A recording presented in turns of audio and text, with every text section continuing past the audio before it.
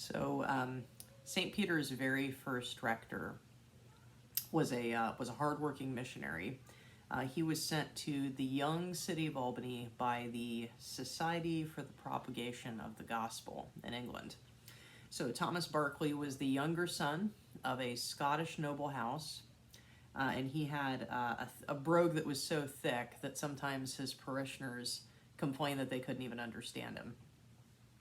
He arrived from England in 1707, and he began doing this dizzying amount of work in the city. So he served as a chaplain to soldiers at the garrison in Albany.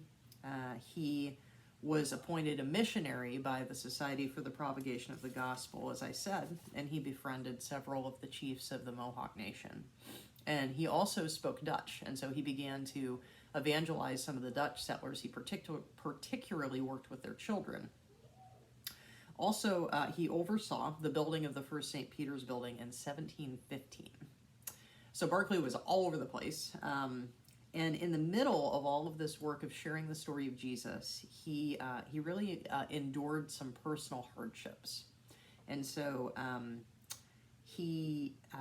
there is no record that he was paid by the fledgling Church of St. Peter's. And because of a miscommunication between him and the Missionary Society, they actually cut off his pension at a certain point. Now, by this time, Barclay had married, and he had 4 children, and he was supporting 8 in his household. And there's this series of kind of heartrending letters that he and later his wife wrote back and forth to England, sort of describing themselves as being on the edge of starvation. So after a while, the Mission Society realized its error and wrote back, but it was in England, and so these letters took a long time to go back and forth, and by the time they sent financial help, Barclay had fallen into a deep state of depression. And the history book that I read called it a violent insanity. So by 1722, he was confined to a dark room, and he was constantly watched, and he never recovered. He died 4 years later in 1726. So the history book said his light went out in darkness, but his work was excellent and enduring. So I chose Thomas Barclay for this week's St. Peter's story because all of our Bible readings appointed for Sunday were about faith, what faith is and what faith is not. Thomas Barclay had what a lot of us would consider to be heroic faith, kind of like a saint with a capital S kind of faith, this sort of extreme faith. And if you think about Barclay's story, he just gave everything, didn't he? And we are at the spot in St. Peter's in Albany today because of God's work through Thomas Barclay. And so there's something almost wondrous about that kind of faith. There's something kind of transcendent and magical about it, and what it does in human beings. In the reading from 2 Timothy, Paul describes the faith that he sees in his protege Timothy and in Timothy's family. He says, your grandmother Lois had it, and your mom Eunice had it, and he said, now I see it in you. And he says that this faith lives in them. There's this sense that it's almost like a separate entity that's alive inside of them. He describes it like a fire. He describes it like this gift of God that imparts love and power and self-control that we just don't have on our own as human beings. So that's faith. Faith can be that. But faith is even more than that. Faith isn't just about victory. It's not just about heroic feats for God. It is also endurance. It's also quiet strength to keep going when we have questions that we wrestle with, questions that trouble us. And it was still with Barclay in that dark room for 4 years until he entered into his eternal reward. So this side of faith is described in the Habakkuk reading that we had this morning. And so just a little bit of background on that passage for those of you who aren't familiar with the book of Habakkuk. This is essentially a dialogue between Habakkuk the prophet and God. And Habakkuk is really troubled. And so he starts out with the reading. He says, O Lord, How long shall I cry for help and you will not listen? And so he's kind of letting God have it, and he's disturbed because the people of Judah had become corrupt and they become violent. And he says, God, I want you to put a stop to this. Like, this can't go on like this. And so God's answer is actually really shocking. God says, a work is being done in your days. You would not believe it if you were told. For I am rousing the Chaldeans, that fierce and impetuous nation who march through the breadth of the earth to seize dwellings not their own. And so God basically says, oh, don't worry, Habakkuk, I got this. I'm going to send your bloodthirsty neighbors, the Chaldeans, who we call the Babylonians today. They're going to sweep through Judah with their army, and they're going to put an end to Judah's violence.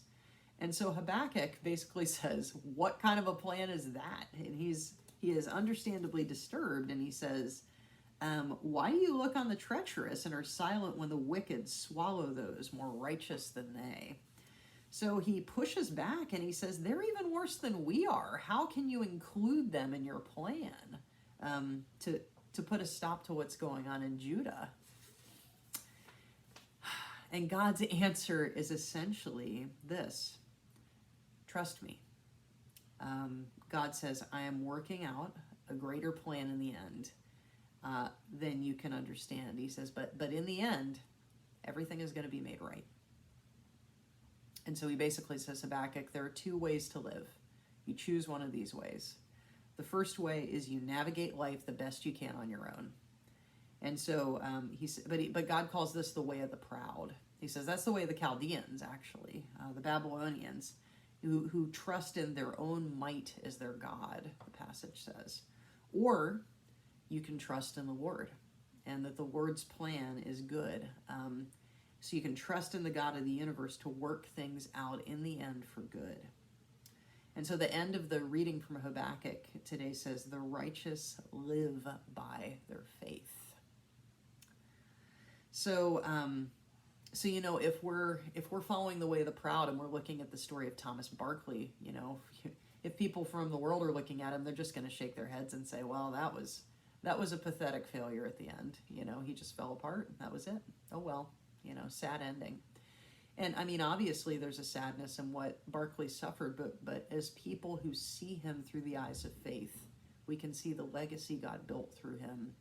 And we know that he went to his reward, that in the end, Thomas Barclay's story, right up until the end, is a story of victory. We can see that with the eyes of faith.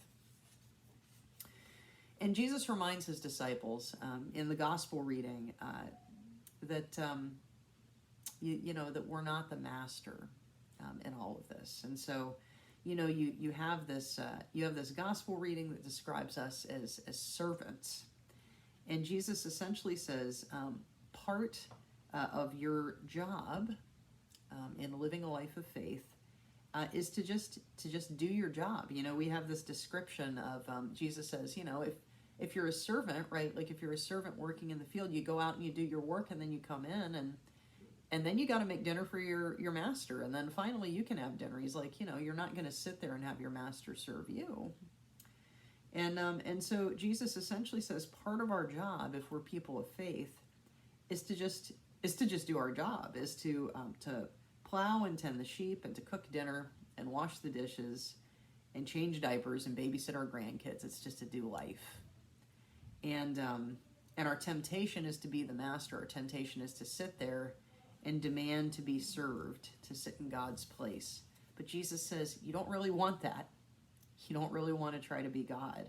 He says, faith is letting yourself just be the servant. It's letting yourself be little and letting God be big.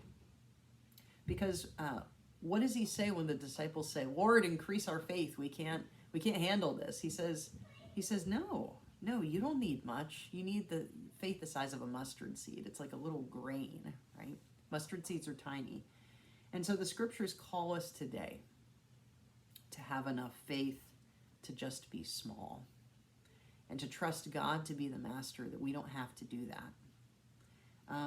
We can do heroic things when he calls us to, and sometimes he does. And when he does that, he will give you everything you need to do it in his power.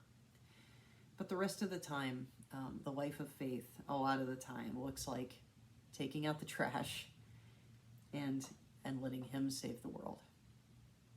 So, beloved, let us, as those who Jesus has made righteous, live by our faith.